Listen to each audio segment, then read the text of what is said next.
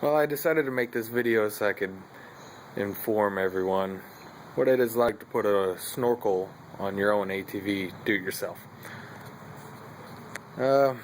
So I decided to get a submarine snorkel because I read everywhere how they're pre-made to fit whatever type of ATV you have, which they're pretty close, but they don't fit exactly straight. So here's what you have to do and what you can expect if you want to do your own. This is the old air filters. They go up under there, so we don't need that. So the new one, you get a whole bunch of PVC pieces that fit together and some rubber couplings. This is a Honda Rubicon 500. So on this one, you pull all that off and it fits into the housing right down there. Tighten that up with some hose clamps or pipe clamps. So I wanted to make this fit right, so I cut a piece out of the plastic there so it looks normal.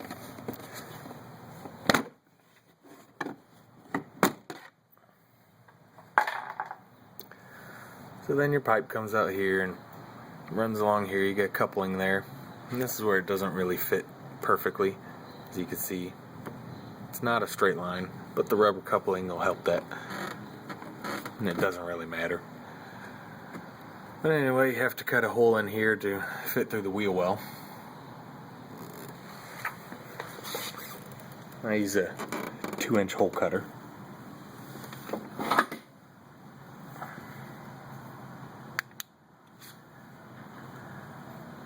And it comes through right there and it just runs up. That is a vent line. I'll get to that in a second. Another rubber coupling.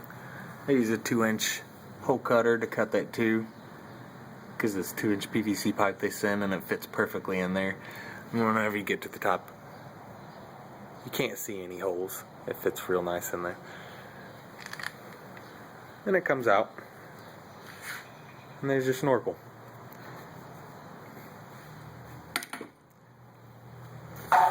So that's the piping of it. The more difficult part that I found was running the vent lines. You have to run the differential vent lines and the carburetor vent lines. As we see here, my carburetor. What they sent me didn't really exactly fit.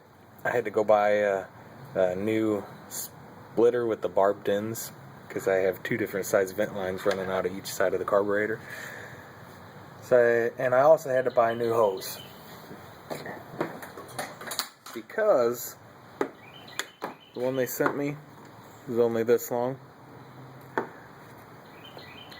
I'm supposed to be able to run it from the carburetor through the ATV, and from their instructions it's supposed to come out of this hole right here. You're supposed to zip tie it to the tube, which I didn't want to do that. I thought it would look stupid, so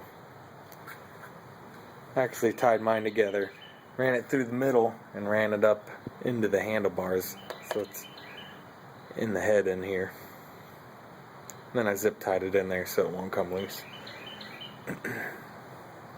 So that's the carburetor vent lines. And then you have to run the differential vent lines. I don't know if you could see it in the back, but there's one on the front. So you have to follow those through your ATV and find out where they go. Well, I won't show you the front. It's in there somewhere. Oh, that's the hole cutter.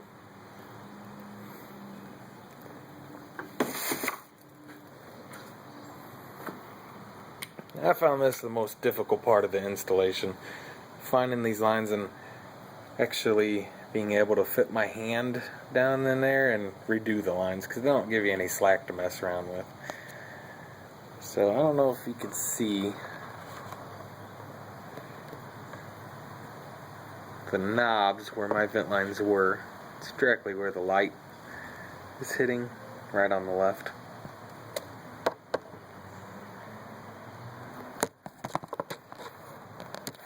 I can't even get my phone in there. That's how hard they are to get to. Well, they're straight down there. You can't fit your hand in there, and then you have to tie the lines together. So mine, I finally got them. It took me quite a while to get those. So I tied those together, the front and rear differentials. And this is the easy one. You just have to run it down to that knob right there. Just run it straight through there, and it just fits right on there. I put some tape on there to make sure the seal's good.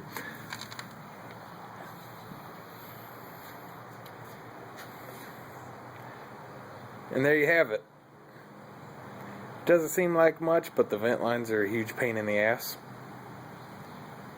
And that is what you can expect if you want to put your own submarine snorkel on a Honda Rubicon anyway.